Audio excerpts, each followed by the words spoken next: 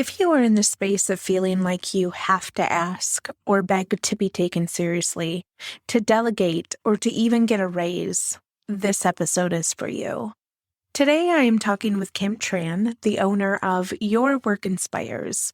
Kim began her career working in media litigation and First Amendment law before jumping client side with a global Fortune 500 media company. While there, she leveraged her legal background into brand strategy, marketing, and advertising career full-time, leading high-performing cross-functional teams and producing multi-million-dollar media campaigns in highly regulated industries, from tech to financial services. After a decade spent on both sides of the hiring table, Kim founded her career negotiations and business coaching firm, Your Work Inspires, with one single mission: to help those close the pay gap and wealth gap for women and communities of color, regardless of job title or industry. Kim holds a BA in psychology and an MA in strategic communications and frequently speaks and conducts workshops on various business and career topics for diverse audiences of all backgrounds. You are listening to That Big CEO Energy, where we talk all things business, life, marriage to create an impactful community, teaching you how to lead your life and your business with compassionate strength. It can be scary stepping out from the barriers we still carry while we were once employees and change the narrative to take charge of your business and team. This podcast is a place for you to come to learn to do just that. From personal experiences, interviewing new friends, I hope that you will tune in to listen all that living that big CEO energy can offer you and your business. I'm your host, Callie, entrepreneur and fractional COO. Let's jump in. Thank you so much again for coming with me today on this journey. We know that on this podcast, we get pretty juicy, and my hope here on this podcast is just to continue to inspire women through our stories that we continue to share, because I think that when we can have a community of women of all different ways that we have arrived to today, it really helps to inspire and grow those who maybe are struggling or just, even this morning I was on Clubhouse and a woman says, "I don't know what fun looks like to me." And I just found that so sad, because that's just an area where you should be able to be fun and be yourself and be authentic, no matter what space you're showing up in. And I know that you are fearless. Y'all, if you need daily inspiration, her Instagram is where you can find, and you are so bold. You are so bold and so convicting and everything. And before I even let you jump in, I just want to say this. I ran across the quote that you had posted on your Instagram that said, "Love yourself enough to put yourself first and pay yourself first," whether it's negotiating for more, transferring money into savings, or investing for the first or 100th time, you're worth it. So let's just start from the beginning. If you could just sort of share your journey. I know that we met on Clubhouse, and at that time you had lost your job. You were pivoting into the space of really pushing your work inspires forward. And so that's sort of where I was left on the cliffhanger. And I've sort of seen your ebb and flow of what you're doing on your Instagram. But can you tell us about your first experience when you noticed sort of the gap problem that happens, whether it be from your own personal experience or things that you've seen around you? Oh, okay. Well, so much to unpack. But first, thank you so much for all of the hype and kind words. And yes, when we first met on Clubhouse, I was going through a divorce. I'm still going through it, or growing through it, as a coach reminded me.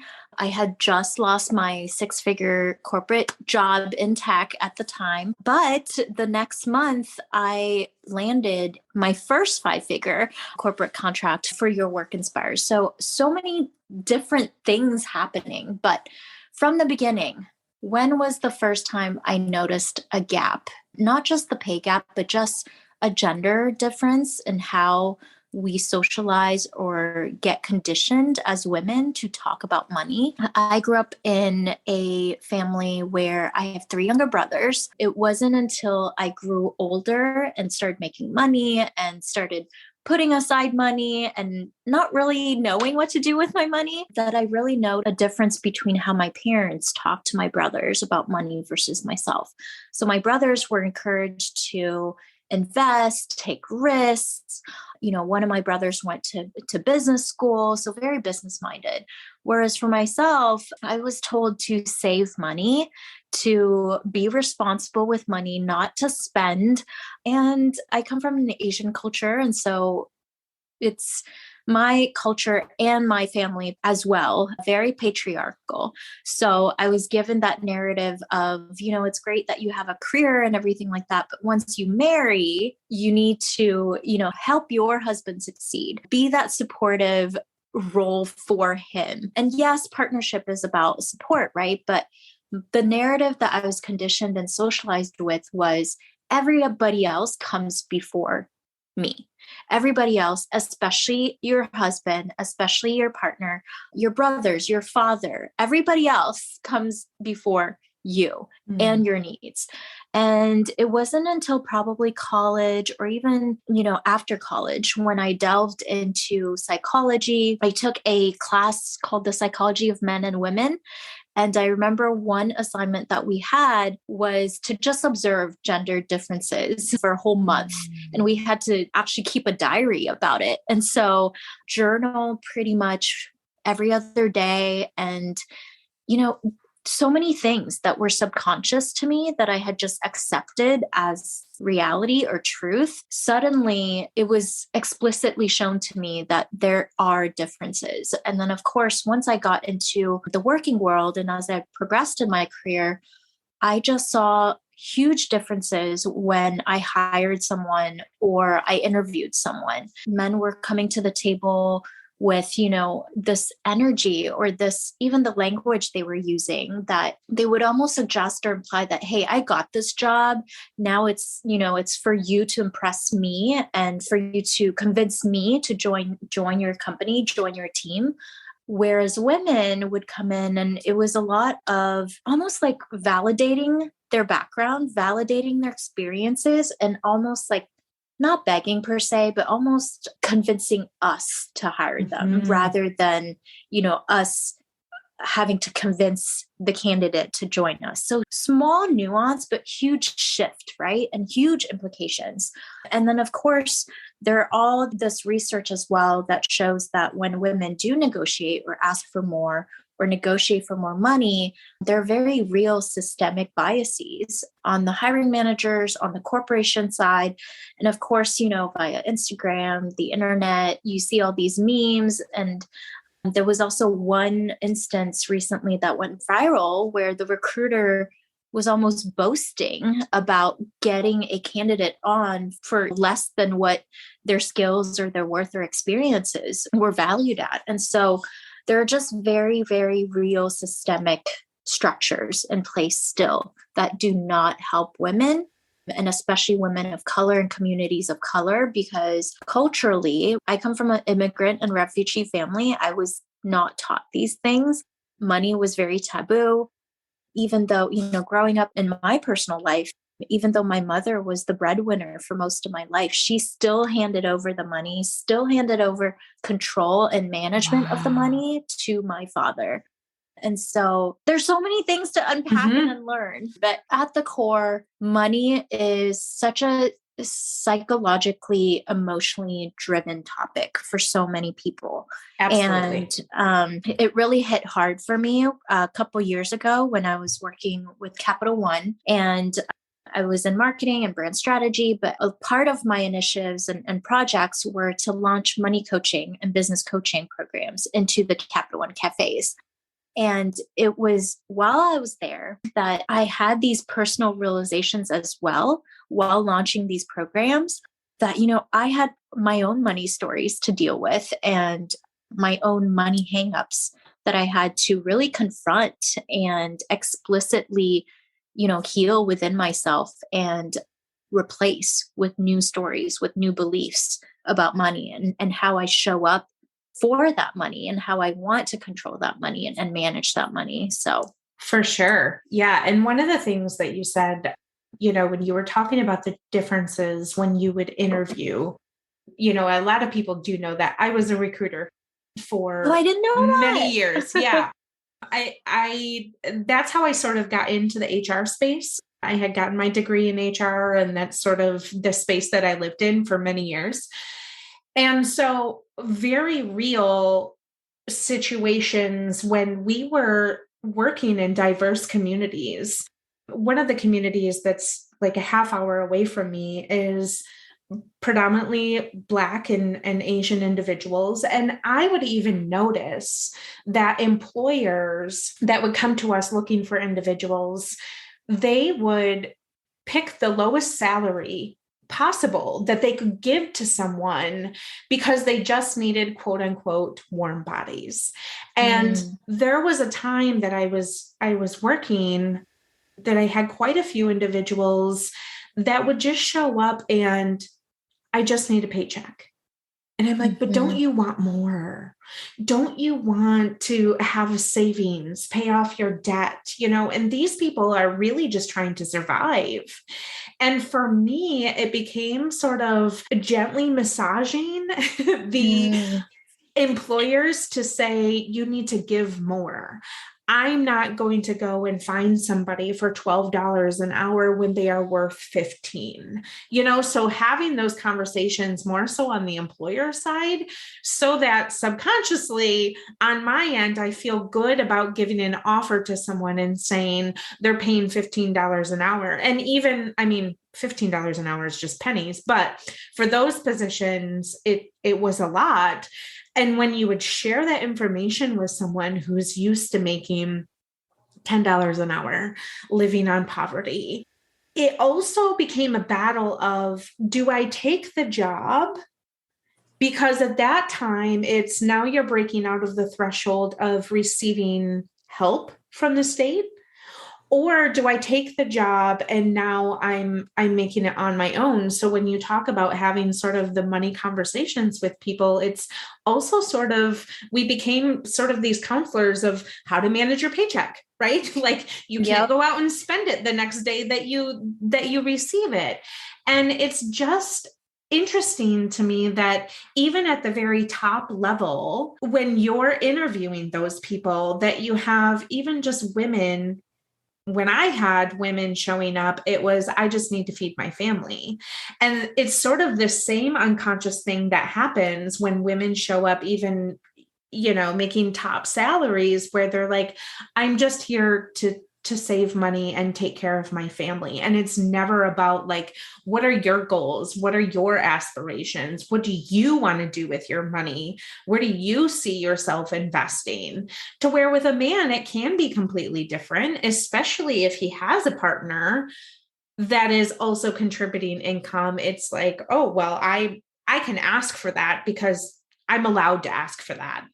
And I would see that particularly too when I worked in recruiting, where it was very much a different, and it's all unconscious bias, right? Because nobody really realizes that this is the conversation that's taking place. So it's just very interesting to close that gap, even on both ends. So thank you for having that conversation.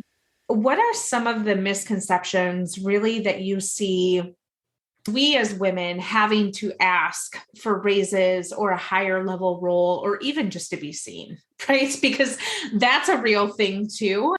I remember when I worked in corporate, even just to like have a hello, good morning, how are you, and not just show up, oh, Callie's here today to do her job. Bravo for you, right? So what are some of those misconceptions that we as women have when asking for raises or a high level role? Yeah. So my hang up with, the blanket advice of ask for more is that asking implies asking for permission. And right off the bat, you're coming to the table where you feel like you have to ask for permission to get paid. You have to ask for whatever it is that you want, right? And so when I teach my students, when I hold workshops, working with clients, we get very intentional about language. I say we're proposing a plan, we're pitching the plan, we're collaborating with your manager, we're negotiating for more. Let's use that word to normalize it. If you Google negotiating or negotiator, typically, you'll get images of people in suits shaking hands in boardrooms, but we negotiate every single day. So I encourage folks to not use the word ask for more, especially for women, because we're done asking. We're here to negotiate. We're stating our stance, and just using that language really helps you embody that psychologically and emotionally. And you come to the table with a completely different energy. And some of the misperceptions that and I see this in students, in my clients, and actually I can use a recent example. And this happens, all across industries, all across titles and levels.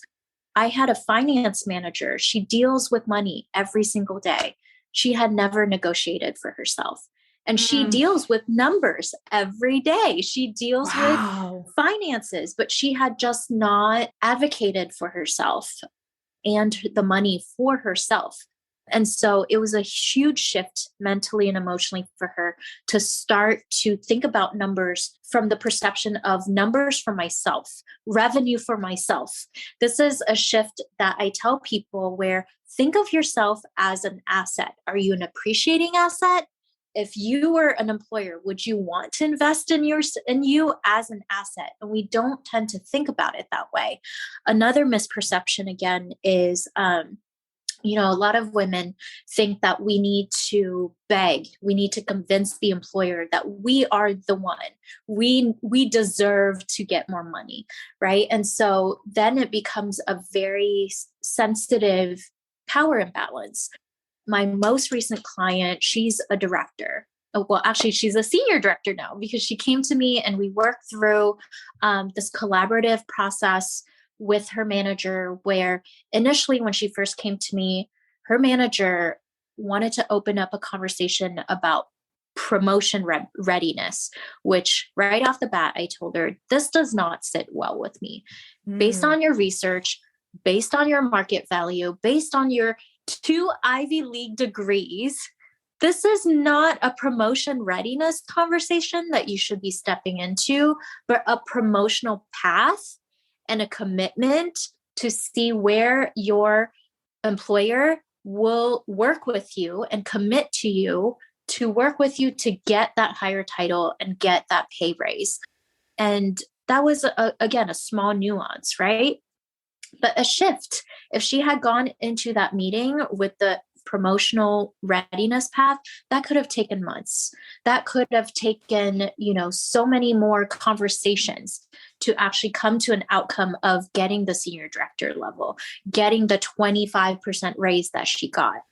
And so stepping into that conversation, knowing what she wanted, knowing what the new strategy was, she was able to really step in and advocate for herself. But I remember throughout the conversations, while she was waiting on her manager and their manager's approval, because of course, raises don't just happen in a vacuum, right? More money. And that's a misperception that a lot of women don't think about, is they think that, performance review is the time to ask for a raise.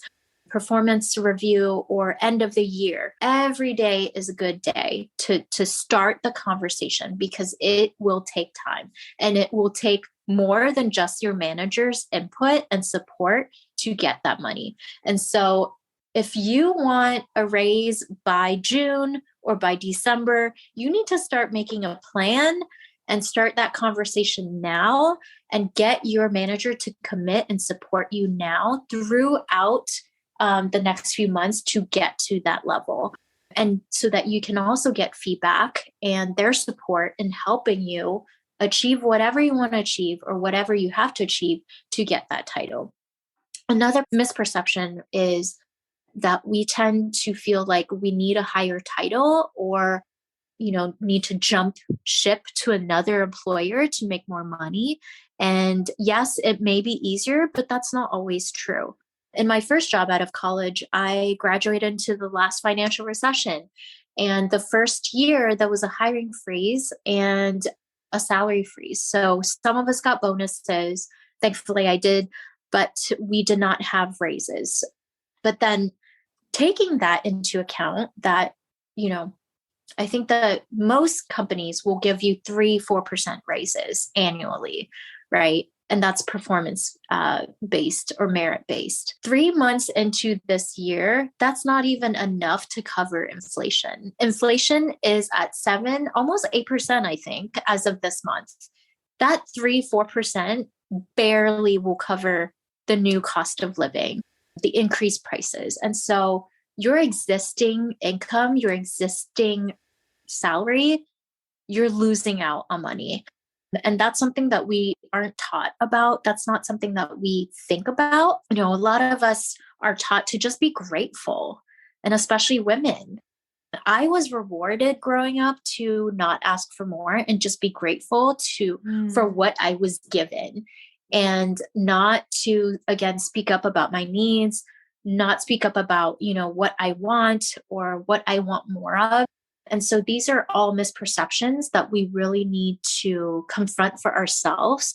But once we confront that for ourselves and we speak up about it, we can then help employers. We can then help hiring managers to help us get what we want and need. I had a client very early on during Your Work Inspires journey where she had been with a firm probably for a decade, doing the same job, doing the same title, doing the same role. And they were now footing the bill for her to get her advanced degree. And in the first conversation that I had, I was like, that's great. That's great that they're, helping you with tuition. Is that what you really want? Callie, she, the pause was so palpable. And then when she spoke up, she said, I never even thought about what I wanted. The fact that they gave me tuition reimbursement, I was just grateful for it. But actually, now that you told me, I would rather that tuition reimbursement come in the form of a salary raise or bonus instead, and a title change. I've been at this firm for 10 years at the same title, but my responsibilities and my roles have expanded so much. And I said, there you go. There you go. Look at what you want.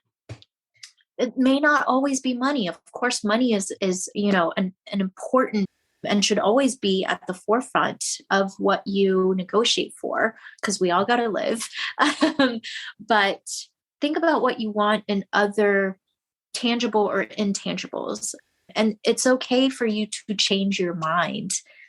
I don't know what it is, but I think, and I see this a lot in my students and clients, we're so afraid to deviate from the path that we've thought about or that we've been ascribed to or conditioned to or whatever it is, where we're so, and this is psychological. It's not so much women or gender specific, but there is a psychological effect where people are more afraid of losing what they know and what they're familiar with than pursue something that could be better for them, but that is unknown. We're just a creature of habit, right? We're just naturally wired. Yeah, that's how we're naturally wired. And so a lot of the things that I tell folks is just practice being open and practice making decisions, but also practice being okay with changing your mind, especially when it comes to your career. I started off my career in legal because I thought I wanted to become a lawyer. About a year into the law firm life, I was like, wow, this is not for me. But it took another year of me staying at that firm to make up my mind, because I just felt like, oh, well, I spent a whole year. I've been studying for the LSATs. I invested all this energy and time. But then, talking to my partners, talking to the lawyers I was working with, I saw them 40, 50 years into this career and they were so unhappy, right? So my whole mindset shifted. Yes, I may have dedicated a year of studying for the LSATs and getting recommendations and, getting folks to write letters of recommendations for my application. But I'd rather lose out on that year than spend 40, 50 years in a career that I was so unhappy, that I would be so unhappy in. Yes. The similarity to this is uncanny because I had spent basically about that time. I was commuting an hour and a half away. Oh my goodness. From where I lived for my job. And I had a wonderful manager. She is still one of my really, really great friends till this day.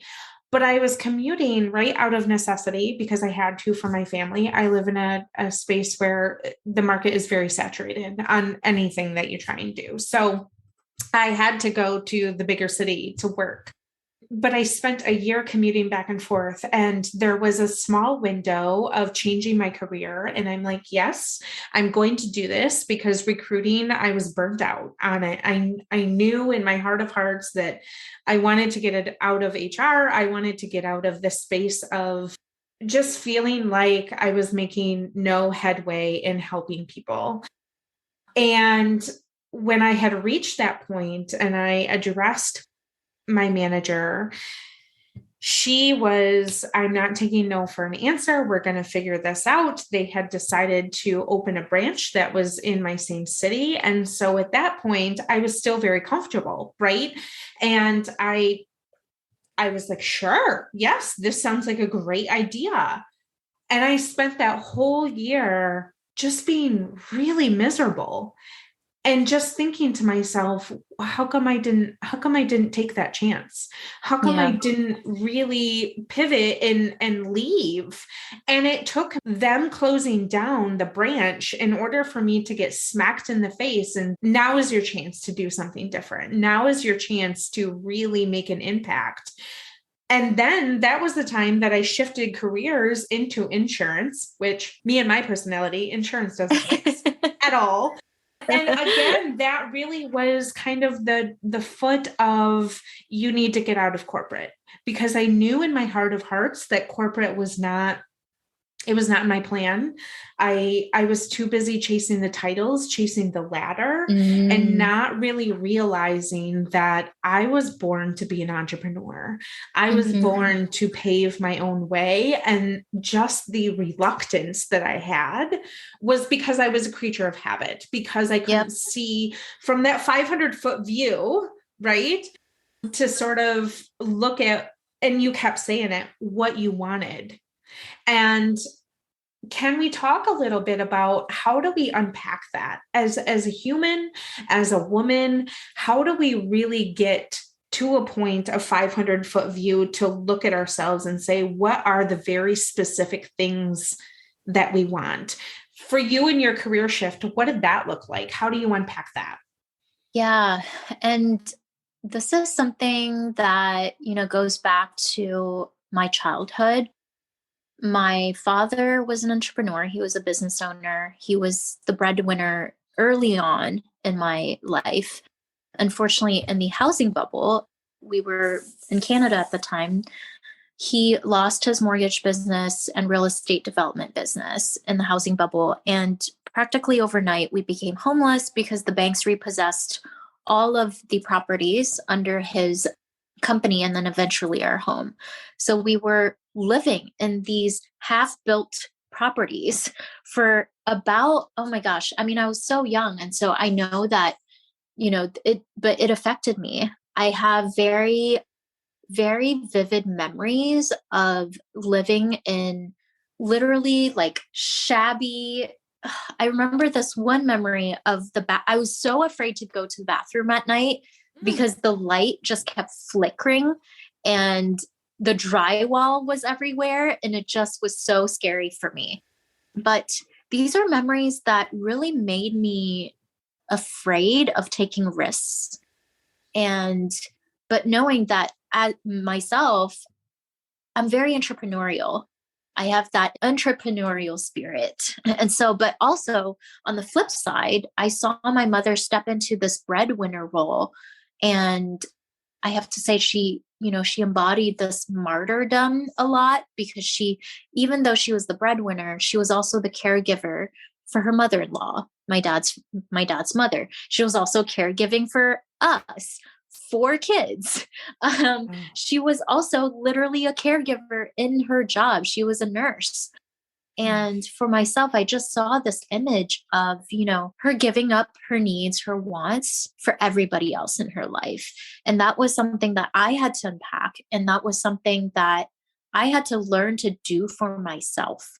And it didn't happen overnight. I mentioned I was, working in legal early on in my career. In my first job out of college, I was there for almost 3 years before I really, figured out what I wanted to do next. But going back to, that misperception of, oh, you need to jump ship, you need to jump to another company when you want to do a career pivot.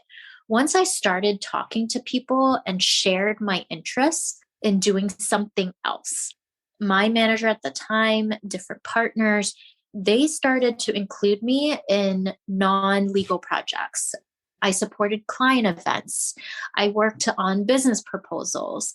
I leaned into marketing initiatives. And that's how I really, kept deepening my relationships with my existing firm, with my existing network.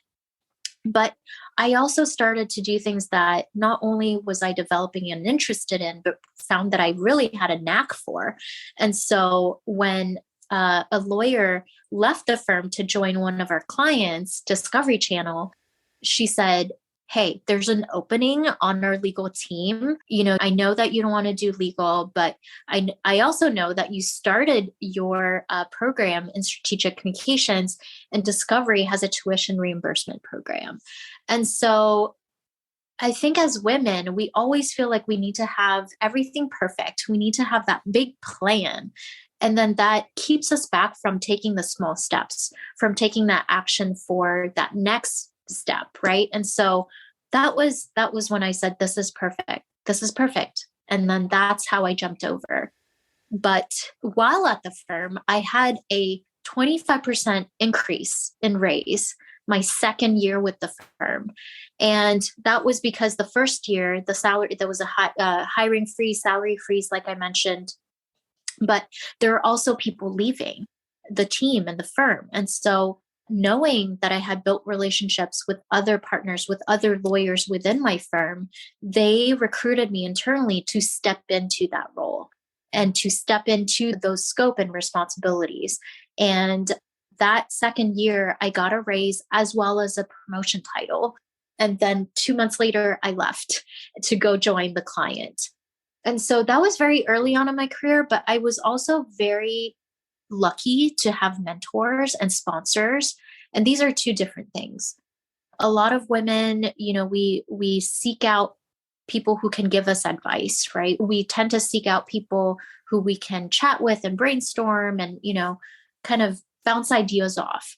But seldomly do we ask people to sponsor us. And what does sponsorship means? It means that people will actually go into a room and say, we need to hire, Callie, we need to hire Kim, and someone who will go out on a limb and advocate for you and support you.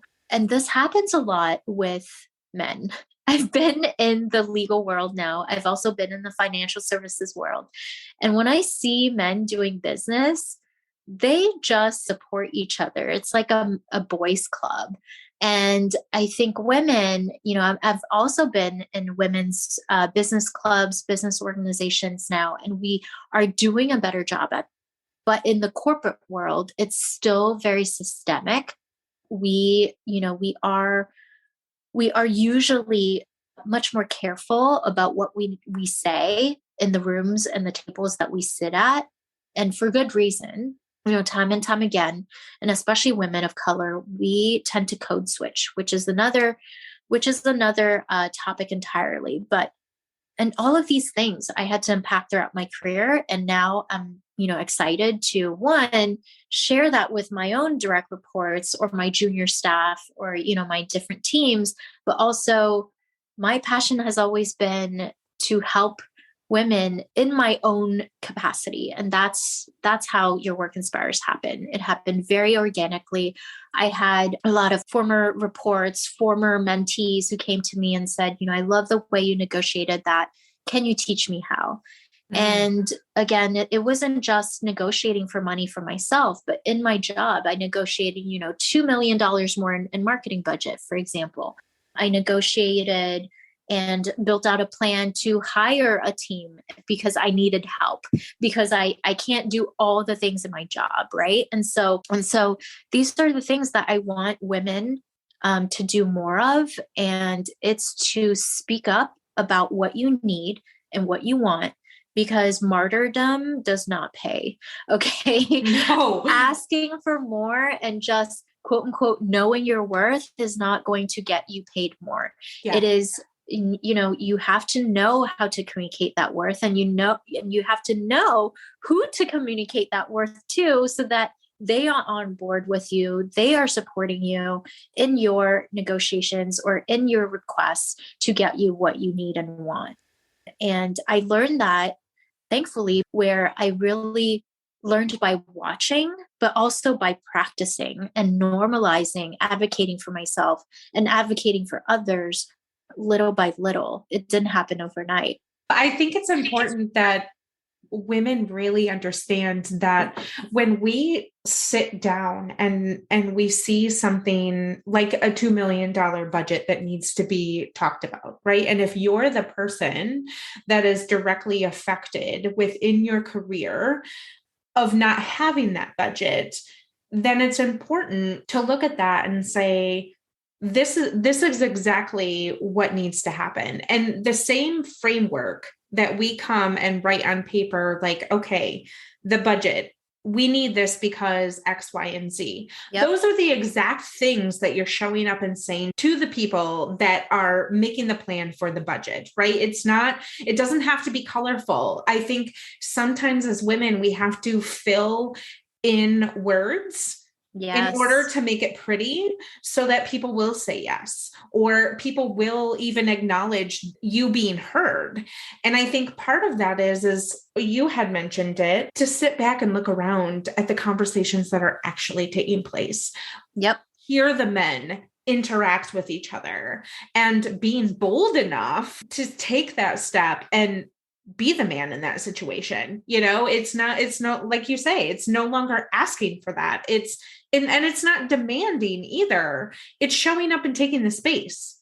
It's showing up and owning the fact that you are educated enough. You are enough. You're enough to take up the space and to have conversations. You are worthy of having conversations in the appropriate spaces.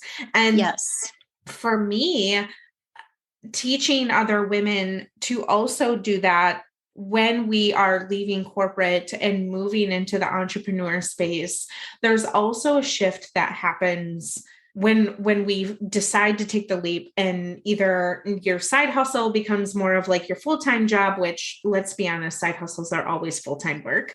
Or you're leaving corporate for good, and now you're in your business for good. And it's that shift from becoming less of the employee and more of the CEO. And I feel like it just sort of goes hand in hand with each other. When you think about the position that you have at your job, you are the CEO of that title, right? And so what does that mean? And when you decide to leave corporate and come over to entrepreneurship, there was a huge mind shift that I had to make of no longer, like, I don't have anyone to ask. I am the person to ask. You are the person. You are the person. And so when you do the work on both sides, have you come to a point where you are the same, both in your business and on the employer side? And what does that look like? Oh my gosh, such a great question. So this goes back to, again, me and a lot of women, we have been conditioned to do all the things. We, in addition to our jobs, whether you have a family or not, women have been socialized that we need to take on mental labor and the home labor and unpaid as well, right? We don't get paid to wash the dishes or scheduling our kids' appointments and our partner's appointments as well. And so asking for help and knowing how to, like, what you need help with is something that I had to really, really get good at and really practice, because I grew up where asking for help was seen as a weakness, and just taking it, doing everything was considered like the thing for the woman to do. And so when I shifted from corporate to the CEO of my company, that was a common thread, was asking for help and knowing what I needed help with. And I mentioned about negotiating a team. 3 months into my current role in corporate, I told my manager, this is not sustainable, especially for the portfolio that I'm on. And this is what I need help with, XYZ. 6 months later, started building out a budget for the new hire. And now I have a team of 3 supporting my portfolio while I expand my scope to include the entire portfolio, which is now up to about 20 programs rather than just 7 to 8 programs. Wow. But these are the things I needed to set out, figure out what I needed help with, and figure out how to ask for that help. When I started my business, I mentioned it came about very organically, and I couldn't have started my business while having a full-time job if I did not hire help. I hired a personal VA, which sounds so bougie, right? But that is not my genius. I kept forgetting to schedule appointments, health appointments for myself, but also for my partner and for my kid, right? And then I thought about it and I was like, why is the responsibility on me? My partner could have stepped in and done all those things as well. But I hire a personal VA to basically project manage my personal life so that I could have that mental bandwidth back after work when I was home, relaxing, ideating. That hiring that personal VA really helped me map out and have the energy and have the time to think about big ideas. And so I feel like a lot of us entrepreneurs and CEOs of our businesses, we're so in the weeds because we feel like we need to do every single thing and we don't hire out. Last year, I mentioned, I lost my job in February, and by March, I landed a 5-figure contract. And that was because I hired someone to help me. I hired a VA immediately to help me figure out the systems in my business, because that's not my genius. Last year, I also did my taxes last minute and ended up with an unexpected tax bill of $8,000. Lesson learned, I am not an accountant. I know nothing about taxes. So I hired on a tax specialist immediately so that we could plan for this year's tax. And I just heard back from her. And oh my gosh, compared to last year, I owe probably $198 this time.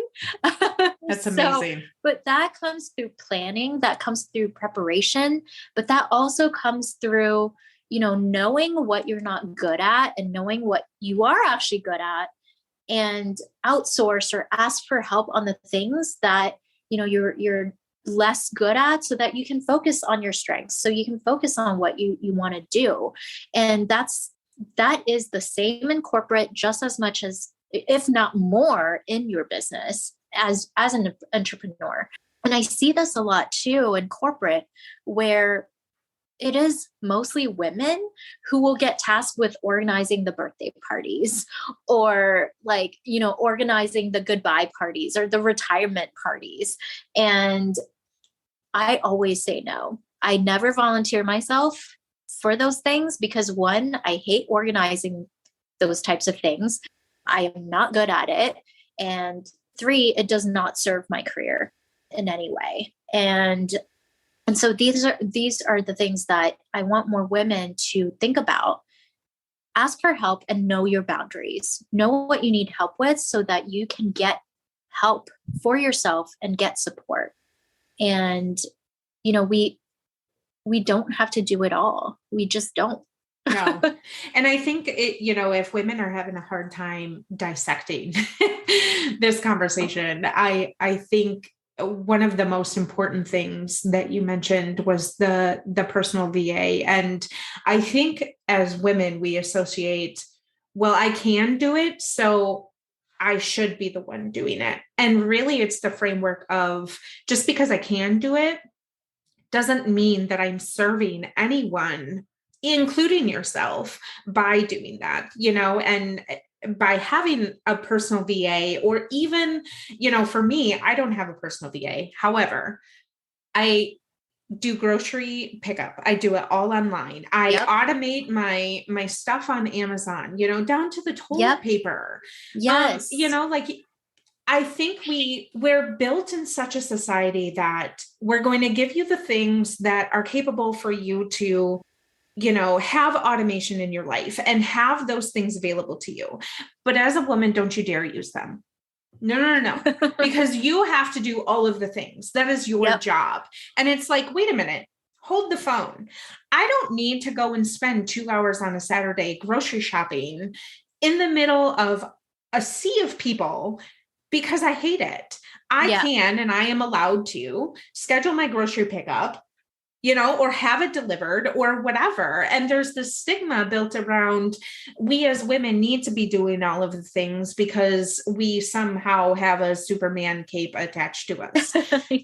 And I'm so glad that you live in a space where you are continuing to not only break those barriers on the professional side, but I think for women, it's important to realize, once you start breaking those barriers on the professional side, you will also swing the pendulum into your personal side, or maybe it's, starting on the personal and swinging to the other, whatever that looks like for you. But thank you. And I know I've told you thank you a million times on the Clubhouse spaces Kelly, that we share. Thank you. Because this is so, so important for women to understand, and for you to go out, and I call it, I said to someone this morning, I'm like, Kim is just out here doing God's work. That's all she, because it's really true. And it's really powerful that women really understand that if you are sitting down and you can't even, it makes me cringe, the woman this morning, I don't know how to have fun in my personal life. Oh, that breaks my heart. Doesn't it break your heart? And for you, that's your whole work, and even if you have everything you want in your career and life is grand, I think it's really important for someone to even come and find you and see you on social media, because and take advantage of the services that you offer, because you will discover a whole different woman, that even if your career, right, is riding on the top, there are still personal things. And it starts with a list of, what do you want? What are the things in your life that you want? So thank you for having this conversation with me. I know it's been long overdue. Oh my gosh. No, thank you so much. I just want to reach through the screen and hug you and hug this woman, because it goes back to, when you say no to the things that you don't want to do or you're not good at, you are making time to have fun. You are making time to actually show up and just do nothing. Doing nothing is something. Doing nothing helps you rest and recharge. Yeah. And that is something that I want for myself. That is something that I want for other women, because there's so much guilt and shame. And that's another tangent there. But again, there's this socialization or conditioning that we need to do or earn money, when really, value is subjective. Worth is also relative. You may be working at a company now paying you, I don't know, $85,000, $90,000, because that's just how it's been. But you talk to another company or another team, and they really need what you're good at. They really need your strengths. And suddenly you are valued higher simply for being yourself, simply for just existing and already coming to the table with your existing skills and experience. And so if it's one thing that, women want to take away from this conversation is, you brought it up already. We are enough. We do not need to do it all. Sure, we could, but we don't have to. And one exercise that I constantly, tell people to do is map out what you want in life and see how your career fits into the life that you want. And even if you're career driven, I'm very ambitious, but seeing that 50,000 foot level big picture for yourself will then help guide you on your career decisions. I knew right off the bat early on that becoming a lawyer, going to law school, taking on 6-figure debt and student loans was just not something I wanted for my life. And it started from there. Did I know I was pivoting into marketing? No. Did I know I was going to end up in tech? But again, knowing that the kind of life I wanted remote possibilities. I wanted unlimited PTO. I wasn't going to find that in the legal industry as a lawyer, but I could find that at a software company and at a tech company where I don't need to be at a physical desk to do my job. And so I wanted to, share that one last parting thought is, think about your life in 10 years. How do you want to feel and how do you want to live your everyday? I work hard now and create income streams now because I want to retire early or semi-retired, knowing myself. I can't, fully retire. I had that corporate sabbatical last year and after 3 months, I was like, I'm good. I think I'm good. So knowing yourself and knowing what you want and actually writing that out for yourself so that you can see it in plain written words and plain written language does something to your psyche and does something to your mental and emotional conscience. Thanks for listening to That Big CEO Energy. If you heard something today that helped you, I would love it if you would leave a review and share it with your friends. This helps more people like you become inspired just like you are. If you would like to learn more about how I can help you streamline and position your business for growth or lead your business as a CEO, feel free to jump into the show notes with all of the links to find me. And don't forget to head over to Instagram so we can be pals.